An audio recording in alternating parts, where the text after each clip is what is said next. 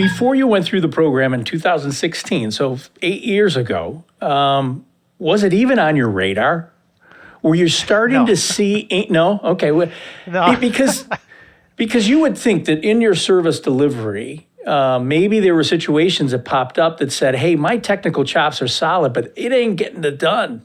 There's some Right. other elements of what I'm bringing to the table that I have to do better on. Maybe it's the collaboration piece with my internal team. Maybe it's how I communicate with stakeholders on projects and get a point across to them." When did it start to kind of realize that there were some other things that we needed to be bringing to the table? I think it was really around, early on in pretty much everyone's career. You're looking at this fast-paced growth. Your goal is to become a CEO in 2 years, right? You want to get there, and then you start to realize that the people that are making the decisions around promotions and hiring, they're looking at more than just what you bring to the table. They're looking at how you bring it. They're looking at your experience. They're looking at how you solve problems, how you communicate. More than just the technical, more than just the thing that's in your job description, right? Yeah. And so I think as I started to look for further promotion opportunities through my career, that's where I started to see more of a need.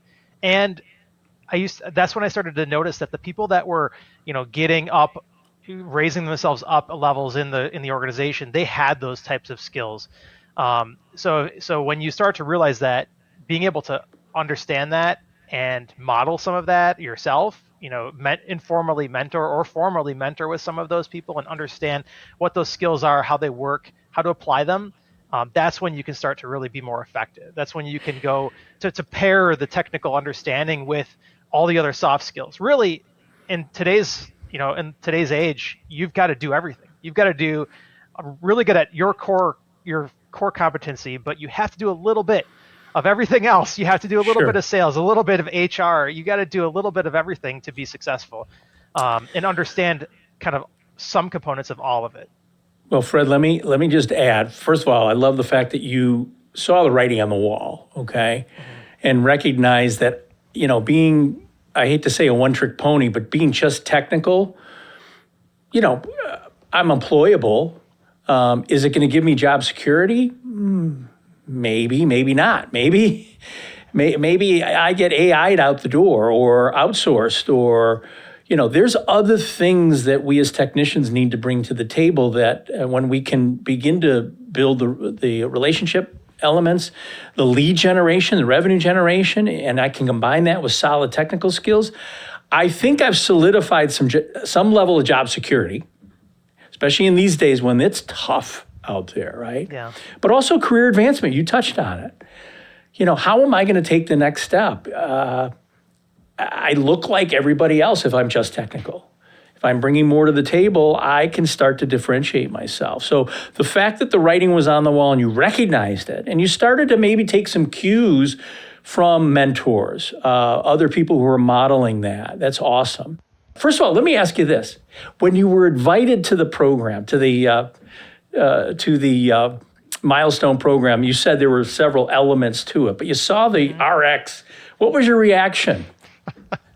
I thought, I'll be honest. I thought, that must be for the rest of the group. that must be something that's for the other non-technical people in the room. But no, I quickly realized that wasn't the case. Yeah, it was really good when I saw that. I was it was at the end of the other components that we had learned, and I felt like the guard was down at that point. I was more receptive, and I was with a bunch of people that I knew and was comfortable with, which made it much easier to get through the lessons because a lot of it's learn a little bit, practice it, learn a little bit, practice it, right? And it's not so comfortable to do that the first time with someone you don't know, right? Sure. Back then I was, I've grown a lot as a person since then. And back then I wasn't as comfortable in my own skin. I wasn't as trusting and accepting of those around me maybe necessarily. So it was difficult. It was difficult to warm up to the idea of starting to do some of these things. There were some things though that we went through that made it a lot easier, that made it more understandable and easier to start to do and to continue to do. What were some of the takeaways? Were there any kind of aha moments from the RX program? I think for me, it helped to look at it, trying to put myself in the other person's shoes, and look at the process, the general approach with the relationship building, and understand how, if I'm a client and someone's approaching me about something, I'm going to feel a heck of a lot more comfortable talking to this person about the things that I'm concerned about if we have a little bit of groundwork laid. We have a little bit of a relationship ahead of time. We aren't just strangers, right? I think that's the word, that strangers versus almost like friends, or Acquaintances. more of acquaintance. Yeah. Sure. I think that really is the boundary you need to cross to start to benefit from some of these things. So really the things that I took away helped me start to do those things, start to form more of relationships from acquaintance to friend, and beyond. Even with the clients I'm working with, I already have a foundation for working with them, but those relationships aren't always, happy-go-lucky. Sometimes they're difficult. Sometimes there's a mistake, or you start off on the wrong foot to begin with, and you're brought in to a team that maybe doesn't want you there, right? And you have to find a way to develop that relationship and to turn it around and to make the best of it. Sometimes the best of it is getting, a successful completion of whatever work you're doing. Sometimes it's a long-lasting relationship for years to come. Well, boy, you said a lot there.